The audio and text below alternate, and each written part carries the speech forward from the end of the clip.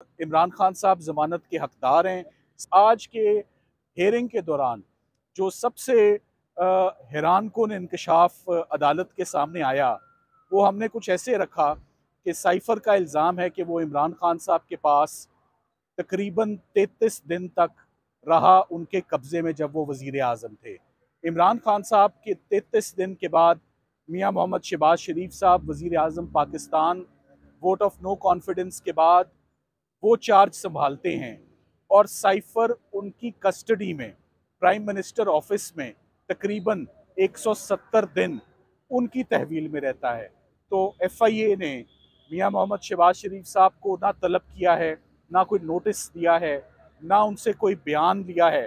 तो शहबाज शरीफ साहब successor prime minister थे इमरान खान साहब के पास, और अगर शहबाज शरीफ साहब ने भी एक मीटिंग अटेंड की नेशनल सिक्योरिटी कमेटी की, तो वो मीटिंग साइफ़र के बगैर क्यों अटेंड की, या ये बिल्कुल बात ज़हन नहीं मानता कि एक मीटिंग में आप बैठ रहे हैं, साइफ़र उनके पास होना चाहिए था, और अगर नहीं था तो उसी दिन इतला दी जाती कि साइफ़र मिसिंग है। उसकी इंफॉर्मेशन उसके 160 दिनों के बाद आना ही बेस्ट इंडिकेटर है कि बिल्कुल बोगस केस है, ये सियासी केस है।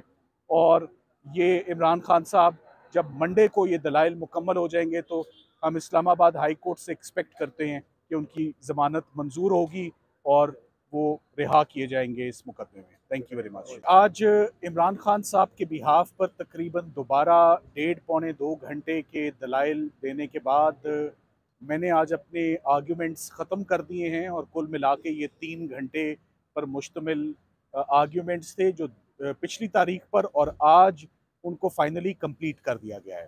देखिए, मैं कहना ये चाहूँगा, मेरी नज़र में ये ज़मानत का बाद में केस है, उससे पहले ये मुकदमा काबिल ख़राज है मेरी नज़र में। इसकी क्वॉशिंग होनी चाहिए इस FIR की। ये अनफॉर्चुनेट है कि एक वज़ीर आज़म के ऊपर और एक फ़ॉरेन मिनिस्टर के ऊपर इस किस्म का मुकदमा, जो कि आज तक पाकिस्तान की हिस्ट्री में ऑफिशियल सीक्रेट्स एक्ट में कभी ऐसा मुकदमा पहले नहीं बनाया गया। साइफ़र की बात की जा रही है कि साइफ़र अवाम से शेयर हुआ नहीं हो सकता था, और ये ऑफिशियल सीक्रेट्स एक्ट की वायलेशन है। मैं आपको आज ये बताना चाहता हूँ कि साइफ़र का मामला सुप्रीम कोर्ट ऑफ पाकिस्तान के आगे रखा गया, साइफ़र का मामला कैबिनेट के आगे रखा गया, साइफ़र का मामला नेशनल सिक्योरिटी कमेटी के आगे रखा गया, 2 दफ़ा रखा गया।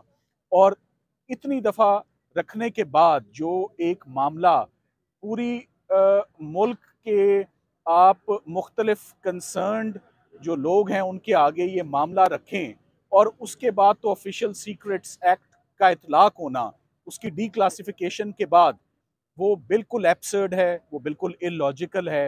ये कभी कानून की मंशा नहीं थी। 100 साल पुराना कानून है, उसको उठाकर तो आज उसकी मुरम्मत करने की भी कोशिश की गई उस कानून की, मगर लॉ, जैसे चौधरी एतजाज़ एहसन साहब ने भी आपको बताया, वो रेट्रोस्पेक्टिवली, यानी कि पीछे जाकर वो नहीं लगता। ये नया कानून निकाला अगस्त के अंदर, और इस पूरे के पूरे कानून का फोकस जो है वो दुश्मन मुल्क के साथ पाकिस्तान के सीक्रेट शेयर करना है। या ना तो कोई ऐसा सीक्रेट शेयर किया गया, ना किसी दुश्मन मुल्क से शेयर किया गया, ना कोई नक्शा था, ना कोई मैप था, ना कोई प्लान था। तो किसी भी तरह ऑफिशियल सीक्रेट्स एक्ट का इतलाक इस पर नहीं होता। किस्तों में बेल एप्लीकेशन आर्ग्यू हो रही है। सरकार जो है वो सिर्फ लंबे लंबे सेक्शन पढ़ना चाह रही है। सरकार मुद्दे पर नहीं आ रही, सबूत पर नहीं आ रही, शहादत पे नहीं आ रही। और अक्सर जो गवाहों को, FIR के गवाहों को, हमराही मुल्ज़िमान को, जिस मेरा इशारा स्टेटमेंट ऑफ द को एक्यूज्ड पर है, आज़म खान साहब को अगर एक गवाह बनाकर लाया जाता है इमरान खान साहब के खिलाफ, तो ऐसे गवाह की गवाही पर रिलायंस प्लेस करने से पहले बहुत एहतियात का हमेशा कहा गया है कि इसको with utmost care and caution ऐसे एविडेंस को लिया जाए।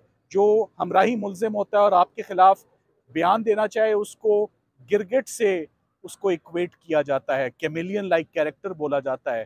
कुरान पाक में भी उसका रेफरेंस दिया गया कि विकेड, यानी कि एक विकेड कैरेक्टर है जो स्टेटमेंट ऑफ को एक्यूज्ड है। सो ओवरऑल ये सारे का सारा मुकदमा बिल्कुल बेबुनियाद है। इमरान खान साहब ज़मानत के हकदार हैं। इसका हमेशा कहा गया है कि इसको with utmost care and caution ऐसे एविडेंस को लिया जाए। जो हमराही मुल्ज़िम होता है और आपके खिलाफ बयान देना, 60 दिन उनको हो गए हैं डिटेंशन में ऑलरेडी।